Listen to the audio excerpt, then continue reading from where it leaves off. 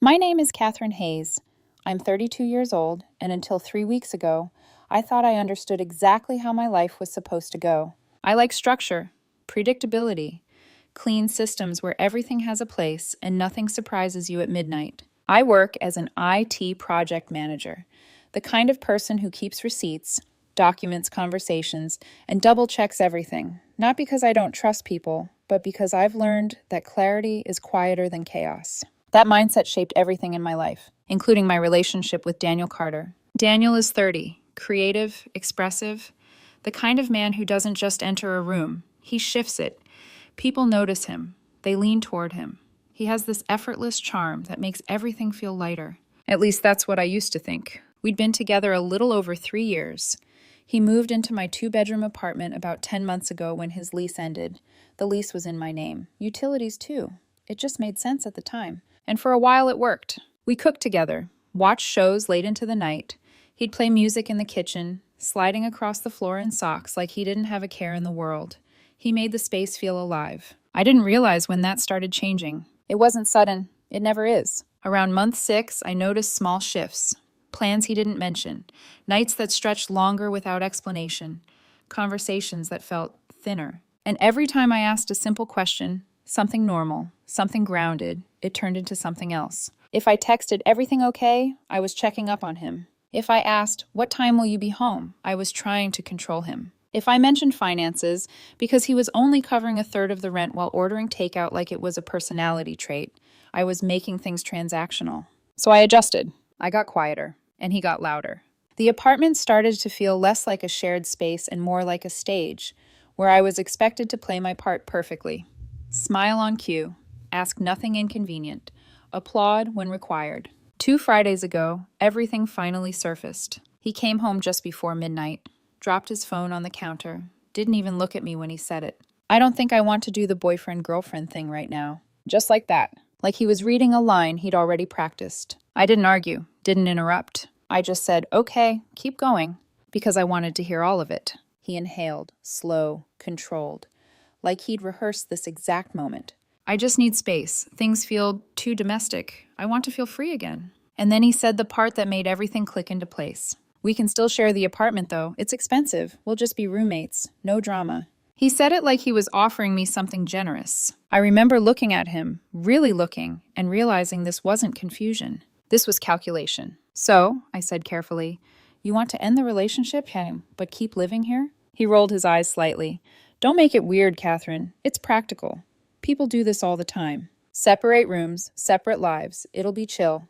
And the rules? I asked. He shrugged. Why do you need rules? You're doing that thing again. That was the moment something inside me settled. Not broke. Settled. Because I understood what roommates meant to him. It meant access without accountability. It meant he could come and go, date whoever he wanted, live however he pleased. And if I reacted, I'd be the problem. I'd be dramatic, controlling, difficult. So I did the calmest thing I could. I said, okay, not because I agreed, because I needed the conversation to end. The next morning, he left for a weekend trip with friends. The second his car disappeared down the street, I opened my laptop, pulled up the lease, and called the leasing office. Calvin, the manager, didn't sugarcoat anything.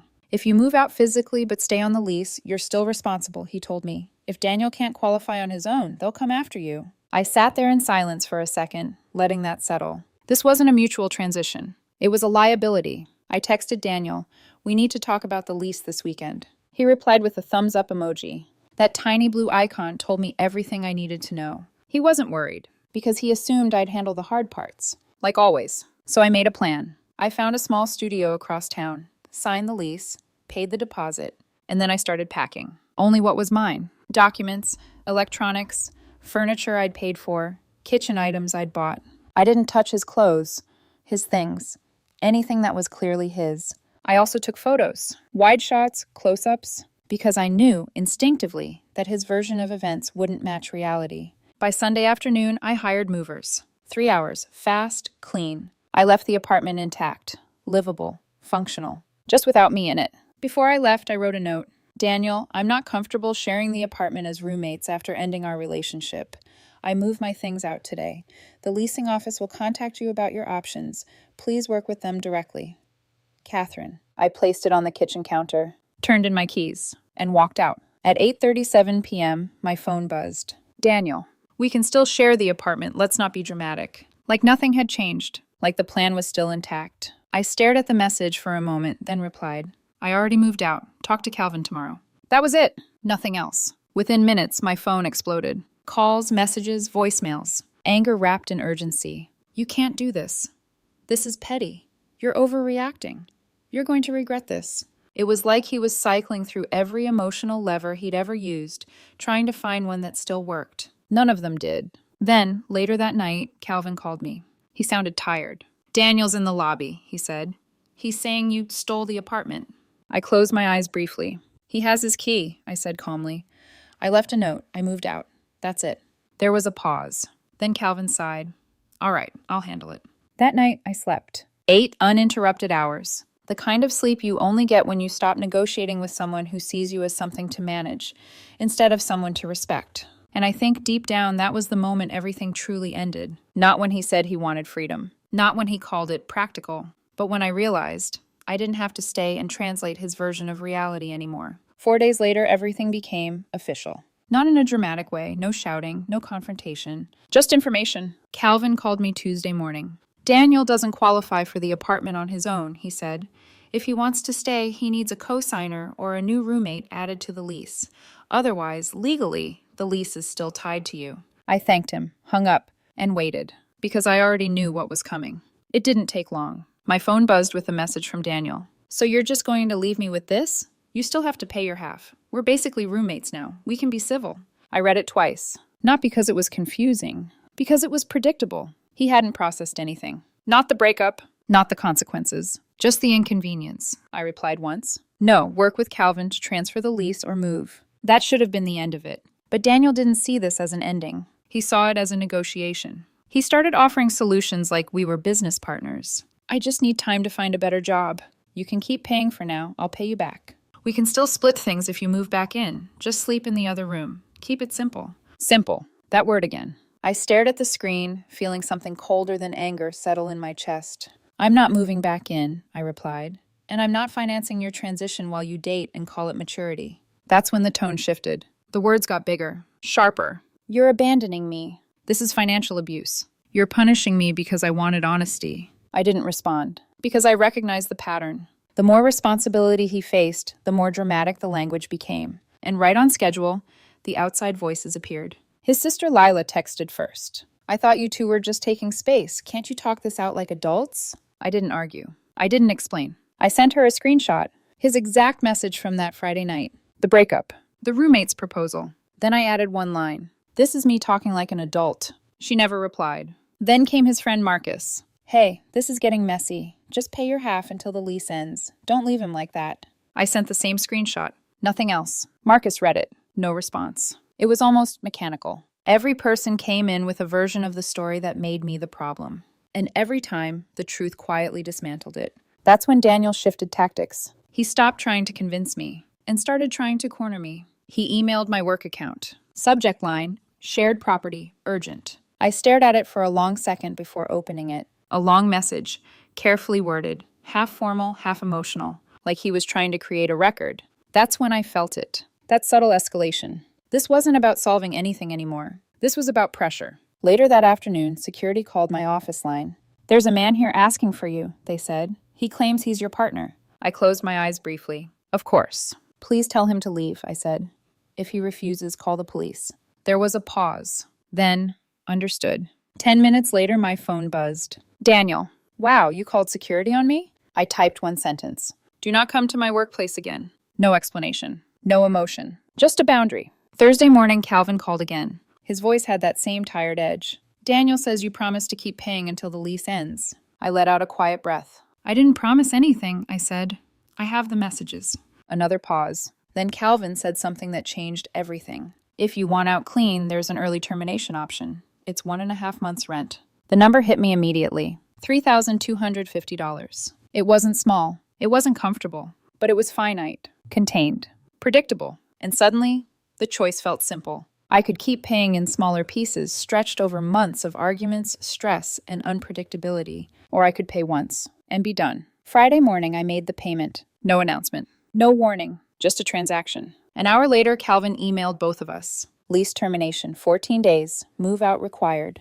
That's when Daniel lost control. My phone lit up again. You did this to ruin me. You're unbelievable. You think this makes you better than me? I didn't respond, because for the first time, I understood something clearly. This wasn't about winning. It was about ending. And every response I gave extended something that needed to stop. So I went back to work, answered emails, sat through meetings, lived my day, without checking my phone every 5 minutes, without bracing for the next message, without adjusting my mood to match his. And it felt strange, quiet, unfamiliar, but also stable, like something in my life had finally stopped moving under my feet. And somewhere in that quiet, I realized something else. Daniel wasn't reacting to what I did. He was reacting to what he lost. Control, access, the assumption that I would stay, no matter how he rewrote the rules. And now that I didn't, everything he built on that assumption started collapsing. Slowly, publicly. I didn't need to push it. I just needed to step back and let it fall.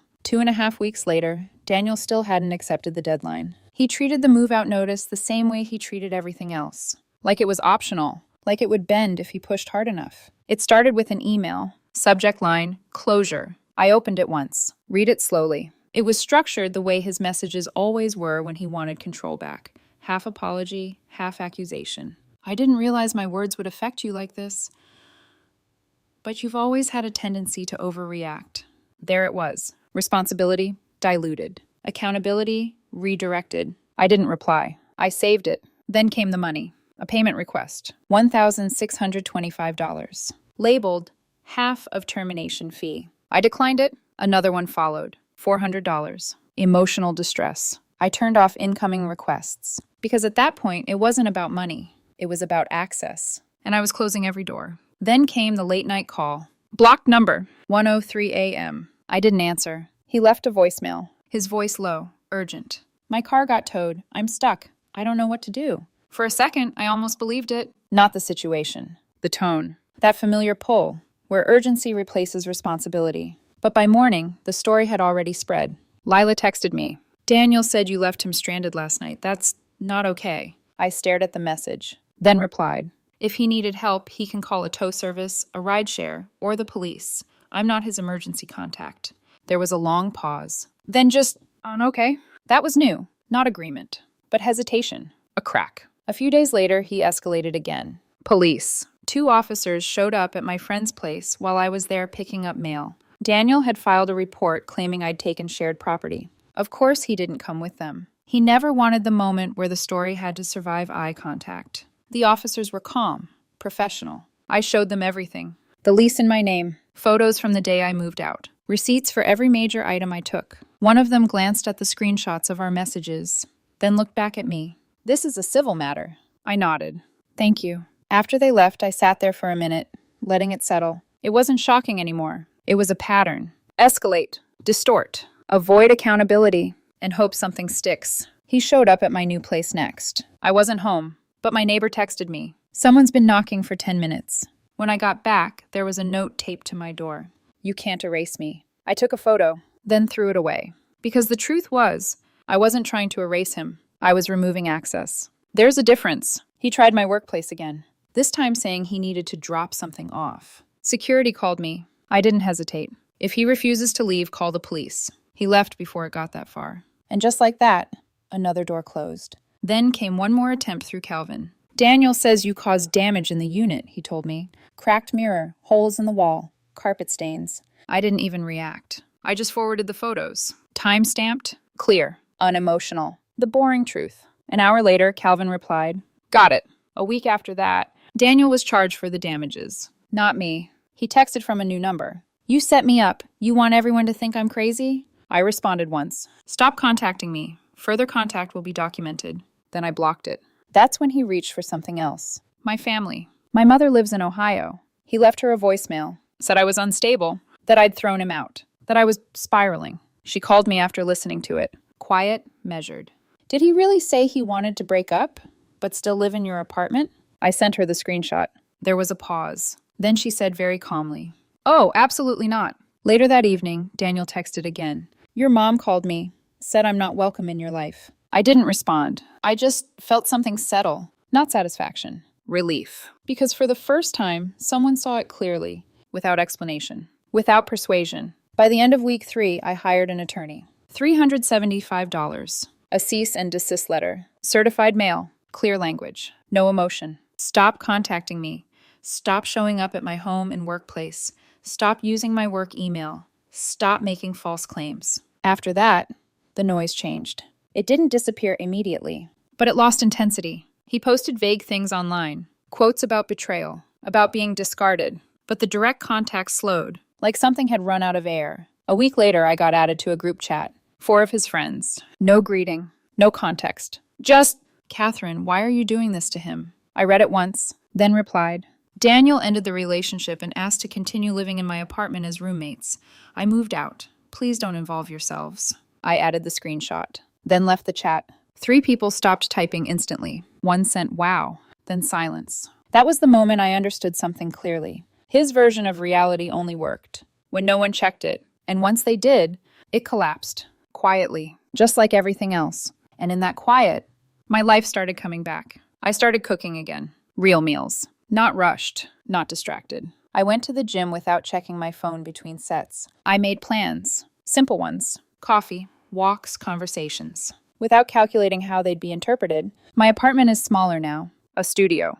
But it's mine. No tension in the air. No late-night arguments waiting behind unlocked doors. No shifting rules. Just space. 2 months later, Calvin called one last time. Daniel moved out yesterday, he said, right before the deadline. I thanked him. That was it. Later that day, I got one final email. From Daniel.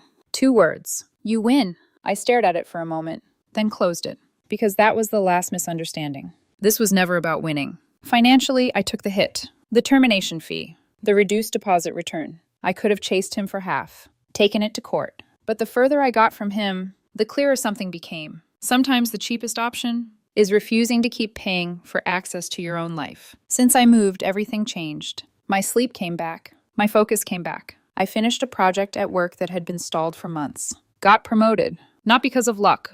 Because calm is productive. I started saying yes again. To normal things. To small things. To life that didn't feel like it needed permission. Daniel tried one last time. A new email. Different address. Can we talk like adults? I replied once. Please respect the cease and desist. I wish you well. Then I blocked it. And that was the ending. Not loud. Not dramatic. Just quiet. And complete. Here's what I learned.